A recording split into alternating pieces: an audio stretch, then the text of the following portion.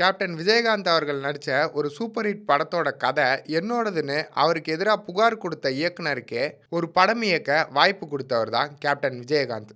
கஜினி, துப்பாக்கி, கத்தின்னு இப்ப மதராசி வர ஹிட் இயக்குனரா இந்தியா முழுக்க கொடிகட்டி பறந்த ஏ.ஆர். முருகதாஸ் அவர்களுக்கு ஒரு மிகப்பெரிய விசிட்டிங் கார்டாவும் அவரை ஒரு மாபெரும் நட்சத்திர அந்தஸ்து கொண்ட இயக்குனராகவும் மாத்தின படம்னா அது ரமணா. இன்னைக்கு இருக்கிற 2K கிட்ஸ்க்கு அதிகமா தெரிஞ்ச விஜயகாந்த் படம்னா அது ரமணா தான். கதை, திரைக்கதை, வசனம், மேக்கிங்னு கேப்டனுடைய படங்கள்லேயே ரொம்ப வித்தியாசமான படம்.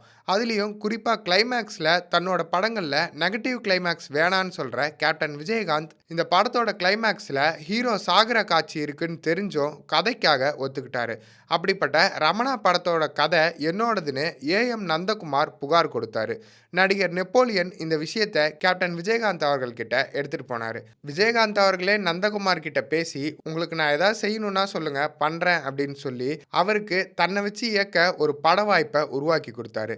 அந்த படத்தோட பேரு தான் தென்னவன். அந்த படத்துல எலெக்ஷன் அதிகாரியா கேப்டன் விஜயகாந்த் அவர்கள் மிரட்டியிருப்பாரு. கதை யாரோடதுன்னு கேட்டு அந்த விஷயத்தை சர்ச்சையாக்காம தாம் பேரை சொல்லி யாரும் கஷ்டப்படக்கூடாதுன்னு நினைச்ச நல்ல மனசுக்காரர் தான் நம்ம கேப்டன் விஜயகாந்த் அவர்கள். இந்த விஜயகாந்த் அவர்களின் வாரத்தில் அவரை பற்றின தெரியாத பல தகவல்களை தெரிஞ்சுக்க சினிமா போகன் சேனலை சப்ஸ்கிரைப் பண்ணுங்க.